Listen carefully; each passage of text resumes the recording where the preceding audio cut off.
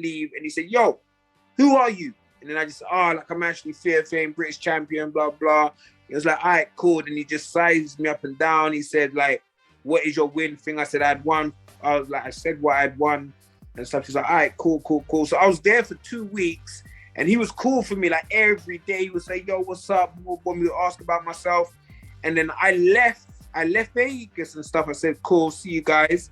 And then a year went by. I wasn't British champion no more. I couldn't get no love in Britain again. So I was like, yo, I saw Ishe Smith had just won the world title. Like Ishe Smith was like 34 years old. He was 2 years older than me. So I was like, yo, if Floyd showing love to Ishe Smith and he's about the same, like done about the same as me, like won some, lost some, I'm like, boom, I'm gonna go over there and see if I can get onto T.M.T.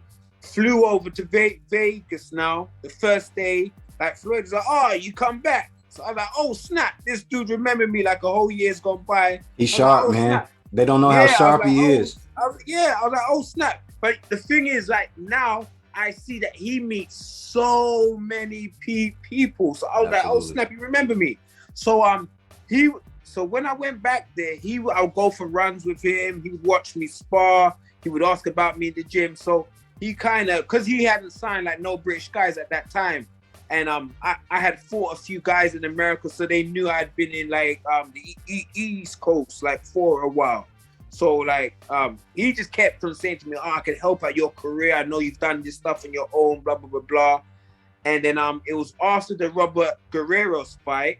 We hadn't really talked about, like I hadn't really talked about being on his team, but he was doing an interview with some reporters like when he had won. And he just said, yeah, like I got guys from all over the world. And like I got this guy over here, Ash. He said, come over here. And I went over there. I was like, oh, snap. I didn't know I was on the T.M.T. I was like, oh, snap. I didn't know I was on the T.M.T. So, and then from then, it was like, oh, snap. He wants to sign me. So I went back home for like a month to regroup and stuff. And then I went back over there. And then, like I signed him. And then that's when I fought on the Canelo card. And then we sparred and that. So that's what I'm saying. For me, one thing I've always liked about Floyd, even though he gets a bad rep because he's got all his jewels, whatever it is, that's up to the man because he makes his dough, he can spend it how he wants. But he likes to help out folks who's had to do it the hard way, because he know he's been a star from when he was an amateur, but because of his dads, his uncles, he knows this sport. He knows the hard part. Absolutely. So if you look at the guys who a lot of guys he used to personally sign, they used to be guys who didn't really like Ishe Smith. Like Ishe Smith had an up and down career, but he sparred with Ishe. He knew Ishe could fight. He was like, yo, I want to help you. You know me, I want to help you be world champion. And then he was world champ. So a lot of guys he's tried to sign have been guys who've always been the B side or haven't had a lot of love from like promoters. Badu Jack as well.